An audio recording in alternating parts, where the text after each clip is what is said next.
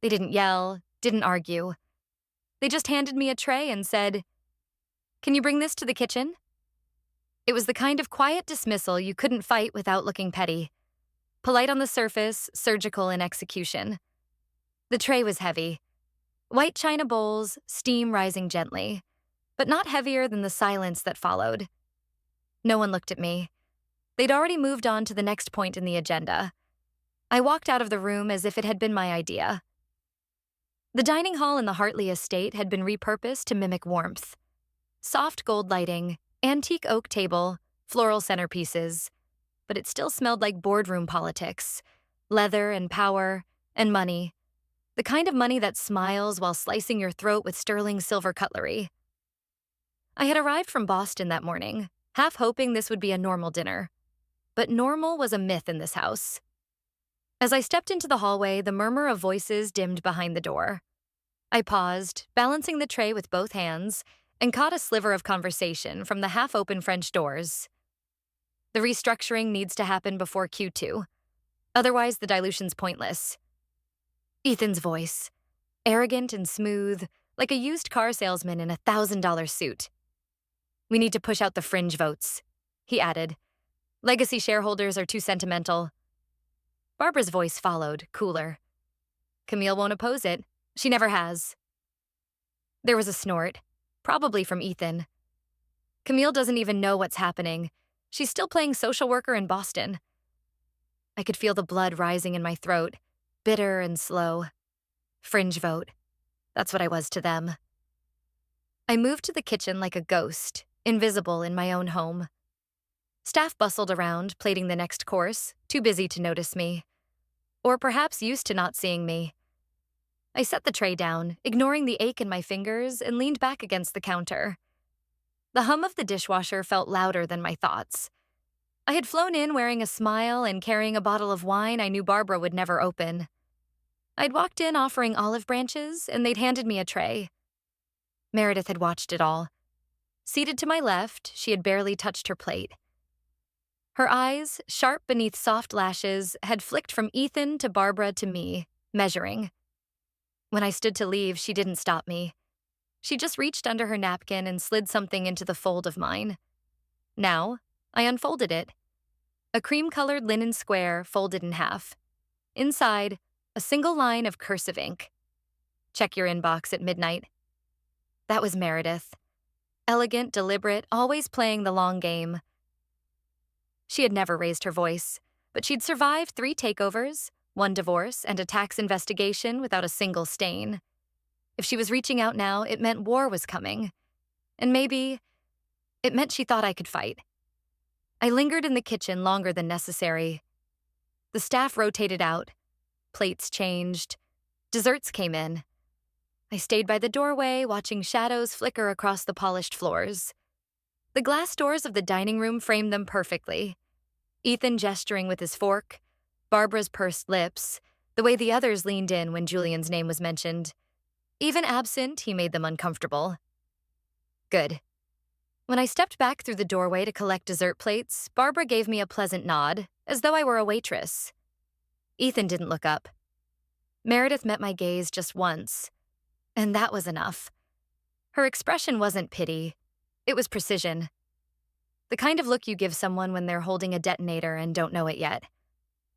Back in the kitchen, I paused again. The air smelled like burnt sugar and citrus rind. I looked through the glass one more time. Ethan raised a toast. To new beginnings. Camille steps into the kitchen but pauses, turns to look through the glass doors at the dining room, her gaze sharp. One more time. I dare you. By the time midnight arrived, I was back in the guest room I had grown up in. Nothing had changed except the bedsheets and the view.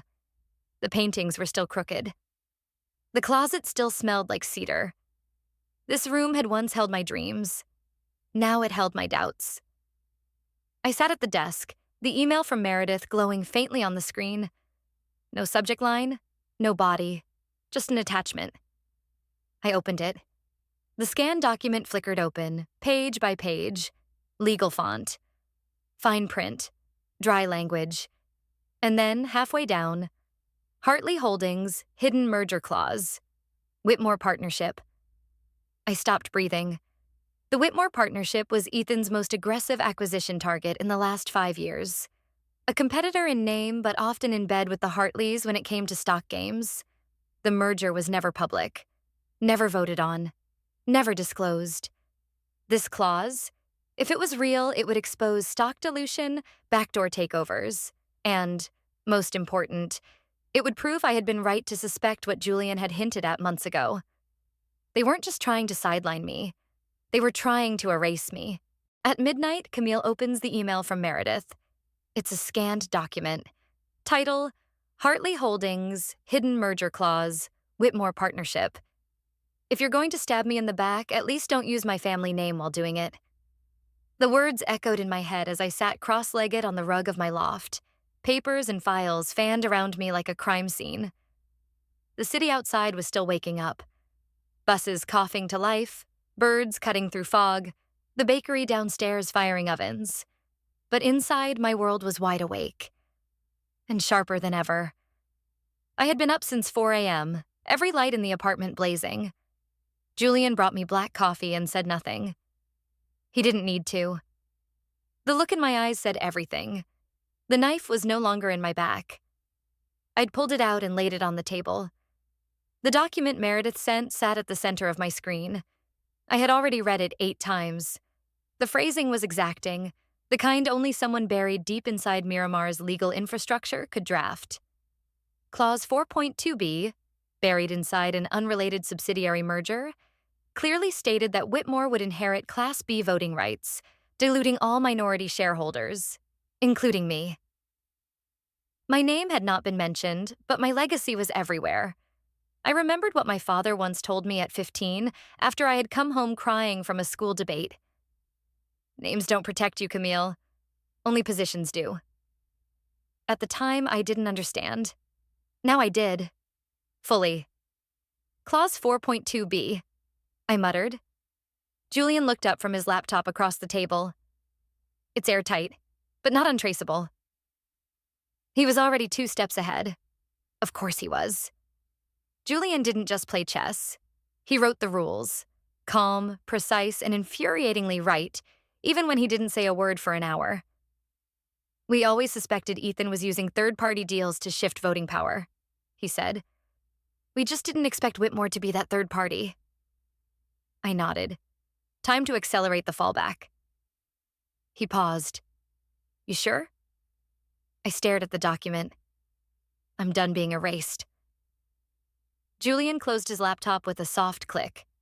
Then we start with Horizon Arc. 2 years ago, in Palo Alto, Julian and I had built the skeleton of a holding company. We called it Horizon Arc, intended to quietly acquire distressed tech assets, but more than that, it was our safety net. A structure that didn't carry my name, didn't raise alarms, and didn't connect back to the Hartleys. It started with seed money from my trust. Money Ethan had ignored, assuming I would never touch it. And some angel investors Julian trusted. Eloise Chan, our attorney, had guided every move with surgical clarity. In a flashback stitched by caffeine and fury, I remembered that day in her glass-walled office. Keep your name off everything, Eloise had said, leaning over a printout. Don't let your brother know you're in the room until you've already won. We had laughed back then. Now the game was real. Back in the present, Julian passed me a manila folder. 3 shareholders just came up for review. 2 are absentee, 1 is a widow. We start there. Who's the widow? Margaret Langford. Husband was one of Miramar's original 4 founders. Ethan never bought her out. I raised an eyebrow. She still holds stock? Unvoted, sitting in limbo. I picked up my phone. By noon, I was in Margaret's living room. Coral carpet, crystal cat figurines, the kind of place that still smelled like pipe smoke and cinnamon tea. She didn't recognize me until I said my last name. Then her eyes narrowed. Your brother, she said slowly, never returned my calls. I'm not here on his behalf, I replied, and handed her the papers. Her hands trembled slightly as she read. Then she looked at me and said, Tell me why I should trust you. I looked around the room. Portraits of her and her late husband, wedding china, a dusty glass case with a folded flag inside. Because I'm the only Hartley who remembers what this company was supposed to be. She didn't say yes. She signed. Julian's text came in before I had closed her door behind me. Done. Transfer cleared. You're over 28% now. That number sat heavy in my chest like a second heartbeat. Camille buys a controlling chunk of shares from a retired founding partner's widow, putting her over 28% overnight. Back at the loft, the printer was humming with contracts, the whiteboard crowded with timelines, aliases, and secondary holding channels.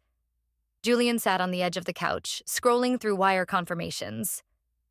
Eloise says we're officially untraceable. You use 3 layers of corporate shells. No red flags. I sank into the chair across from him. They'll know something's wrong. They just won't know who did it. Julian leaned in, voice soft.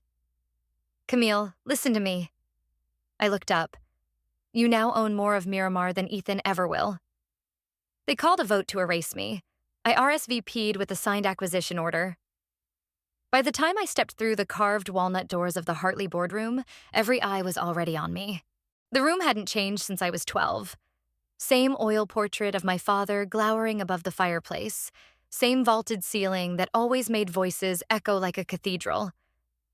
But tonight, the echoes felt like war drums. Ethan sat at the head of the long table, back rigid, jaw tight. Sloane was next to him, draped in a sleek navy suit that looked more courtroom than family gathering. Meredith sat in her usual spot, third chair from the left, hands folded neatly over a leather-bound folder. She didn't smile when she saw me.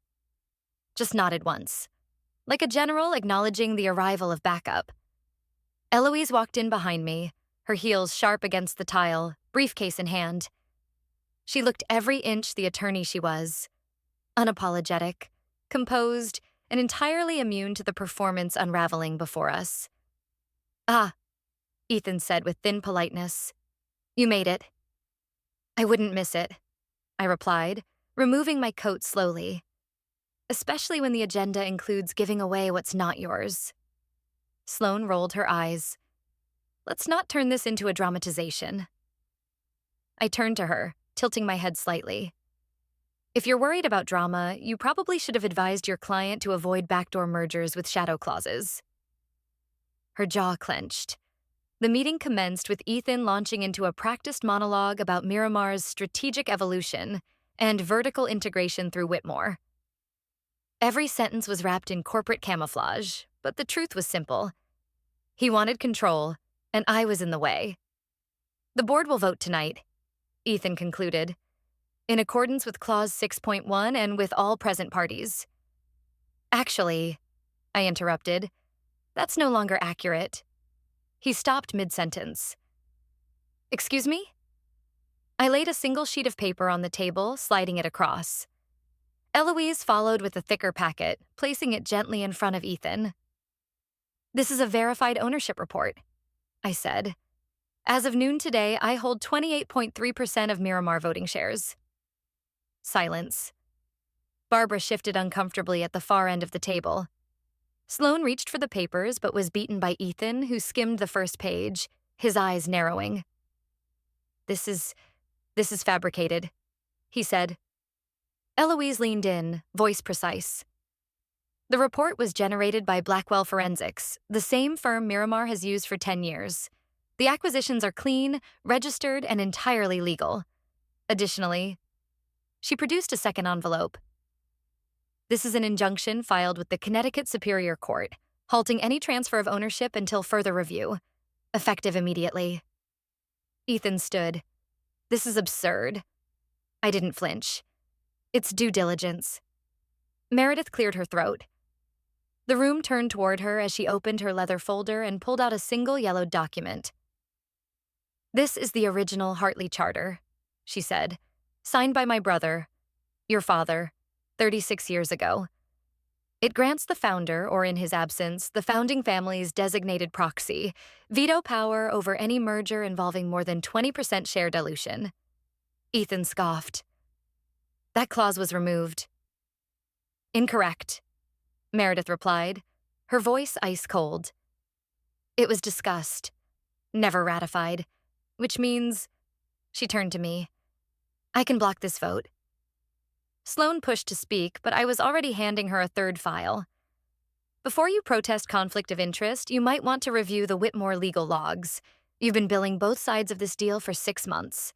That violates at least 3 sections of legal ethics under Connecticut corporate law. Her fingers froze on the folder. Climax was not a crescendo. It was a pause.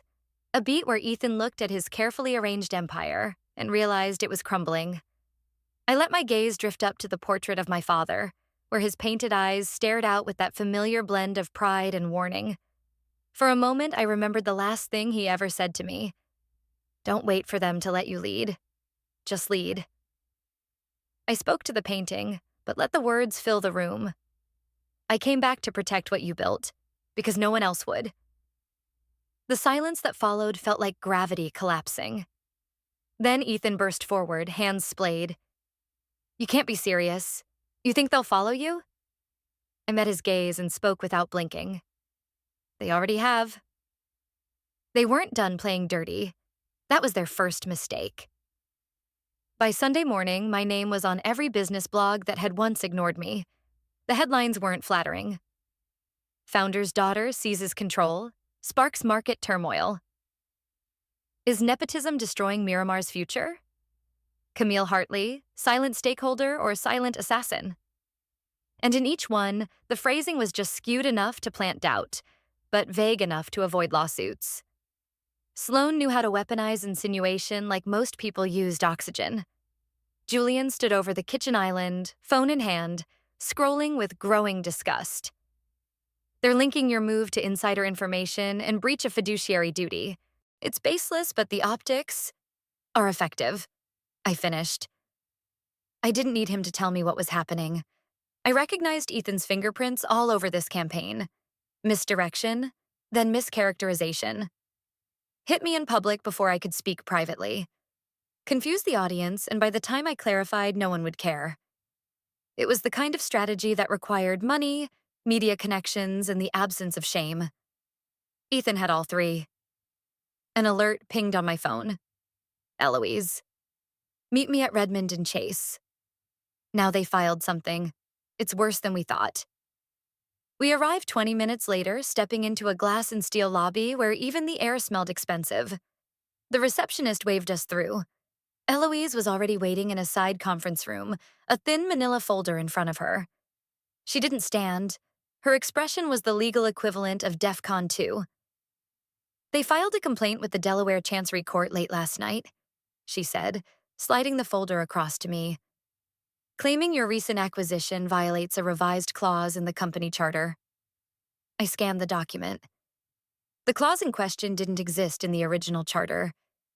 It had been inserted, quietly, deceptively, as if it had always been there. This is fake, I said. Obviously, Eloise replied, but they time-stamped it with backdated filings from a partner firm, one that handles quarterly updates. Julian's face hardened. You think they forged it directly? They probably didn't need to, Eloise said. They just buried it in an innocuous annual amendment and hoped no one would look. They're trying to flip the narrative, I said, from hostile merger to hostile heiress. Outside, rain began to streak down the windows, casting the room in long, silver shadows. What's our counter? Julian asked. Not legal, Eloise said. Not yet. We can file a motion to dismiss the complaint, but that takes time. If we go public too soon, it looks like damage control. So what's our move? I asked. Eloise looked at me. Do you want to go loud? I sat back in the chair and exhaled. The old me, Camille, who used to write code at 2 a.m. and believe good ideas spoke for themselves, she would have hesitated. But the version of me sitting here with blood on her sleeves and legacy on the line didn't blink. We don't go loud. We go precise. Later that afternoon, we met Isaac in the corner booth of a Brooklyn cafe that smelled like burnt toast and cheap espresso. He looked nervous, glancing at every passerby as if expecting Sloane to kick down the door herself. "I kept the files," he whispered.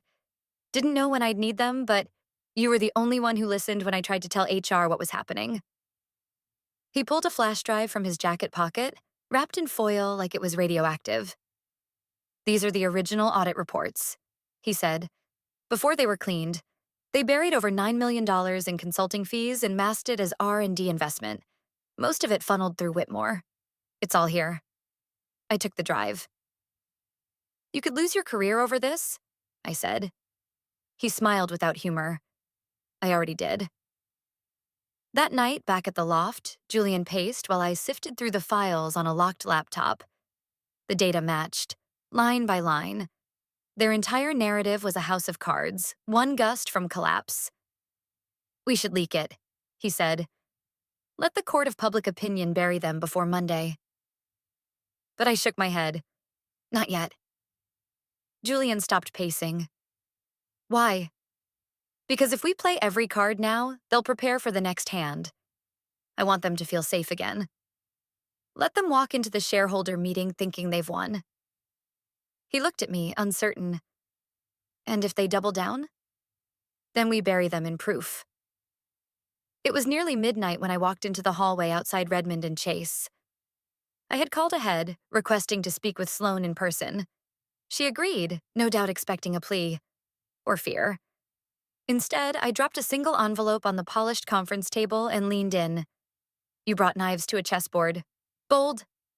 She didn't respond, but her eyes followed me all the way to the elevator. I was halfway down Fifth Avenue when a soft ping lit up my phone screen. Internal. "Whitmore just acquired another 6%. They're almost at 24%. You can inherit a name. But legacy?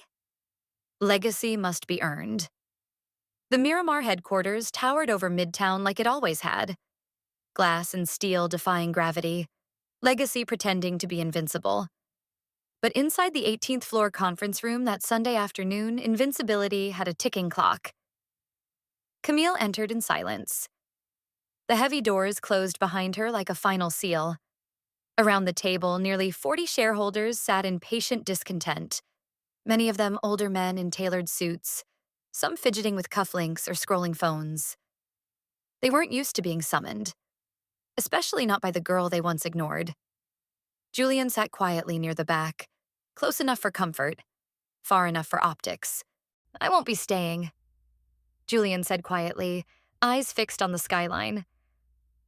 "Horizon Arc is ready to run itself. It's yours now.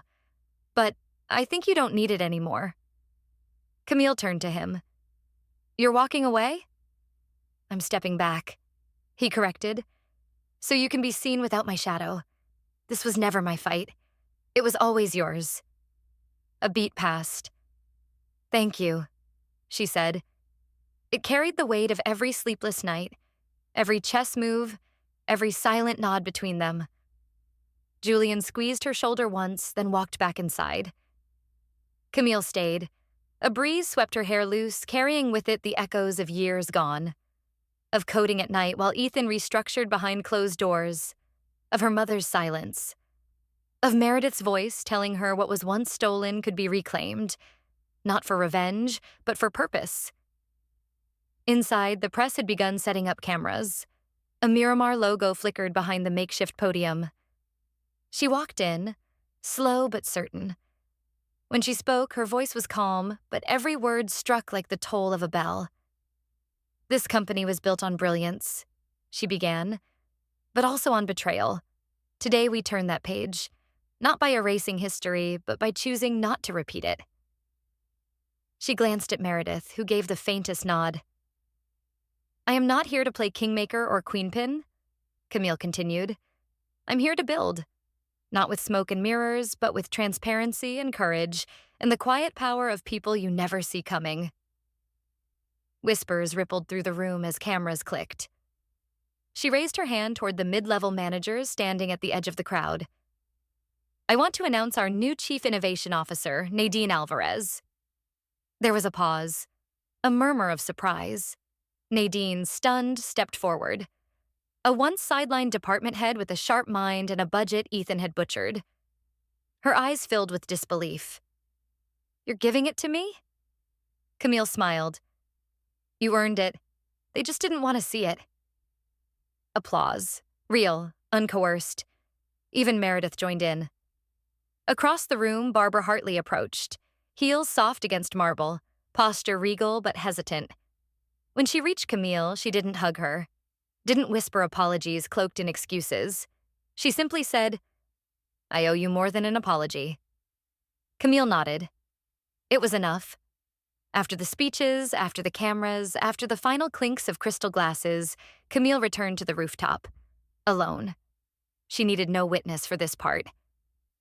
From her coat pocket, she retrieved a small envelope, aged, sealed in wax, addressed in looping cursive. "To my daughter, Camille." Her hands were steady as she opened it. The paper crackled, delicate with time. The letter was short. "I know they'll try to break you. Let them. Then rebuild stronger. Let them underestimate you. That's where your power lives." Camille pressed the letter to her chest, then folded it back into its envelope. She watched the lights of the city flicker like stars had fallen and refused to return to the sky. Her phone buzzed. She glanced at the screen, a number she didn't recognize. She answered. "Camille Hartley?" a woman's voice said. Calm, powerful, intrigued. "Yes?" "I've been watching. Let's talk."